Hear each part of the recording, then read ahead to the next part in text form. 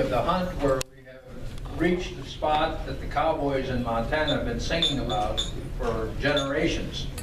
We finally get to address a drone on the range. To think about what do we mean by fair and fair chase. And the reality is it's not fair to the animal. Because an animal, you know, a deer out there really doesn't care if it's shot at 1,000 yards with a smart rifle or a stick bow at 10 yards. It's dead. Hopefully it's dead. So it's not fair to the animal, it's fair to us and the hunt and what we do and why we love to do it. So in a way, these overwhelming technologies really cheat the participant from the whole experience of the hunt and why it's so satisfying. Mom takes her son or daughter hunting, their chances of hunting as an adult is far more than if just their dad. I was like, what a useless dude, right? So I went to Walmart and I bought a whole bunch of bullets and I took his gun and I shot it like 30 times and I could barely even like use my shoulder and I was like, yeah, A lot of that has to do with female hunters, which is part of the reason why we're here today and why we want to talk about this as well. So as women who hunt and fish, I believe that we're the silver lining. I believe that we are the thing that is going to help bring hunting to the next generation, passing it along to our kids. As Holly said, if you are a mother and you're teaching your kids to hunt and fish, the likelihood is that they're going to hunt and fish. But I still love it. The part that I love the most, I absolutely love what Clay Hayes talked about today, the still hunting. I love it. I love going slowly. I love stalking the animal. I love to see how close I can get because I want that one-shot kill. And it is all about meat for me. It's totally about organic meat. Every year, I make sure I have at least 1 or 2 game dinners that I invite different segments of the neighborhood into. I do that because they know I'm a hunter, they know I get game, and I want them to be able to experience and enjoy the same things I enjoy the game. And I think that that goes a long ways, at least in that little circle of neighbors I have, to keeping them with a positive attitude. But I began to notice a shift in the hunting community and the culture.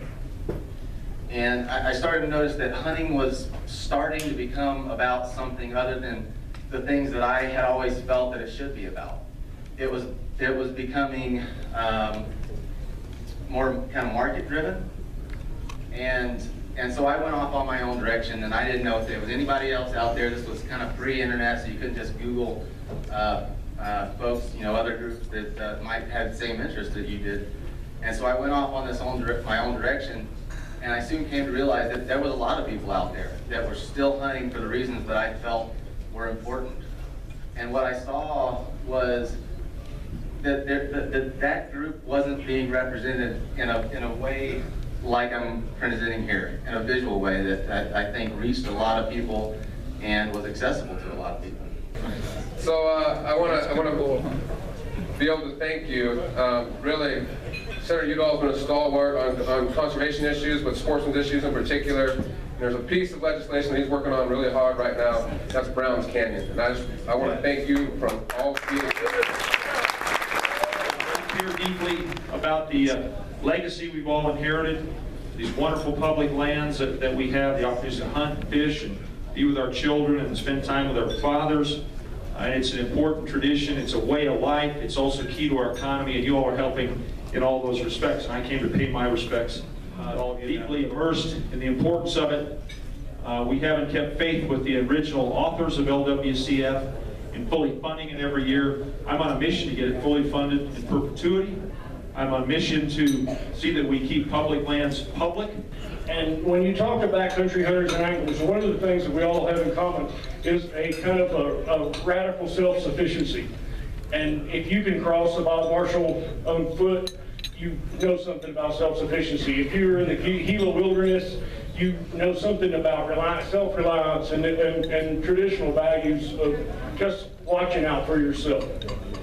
And so when we come together like this, this is a community of like-minded, rugged individuals, and almost nothing is impossible to navigate with that level of passion, that level of energy.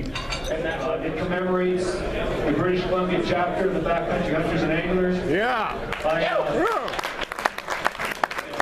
It is a collector's item, so here's your opportunity for something very rare. And thank you guys from DC for setting that down here too. All right?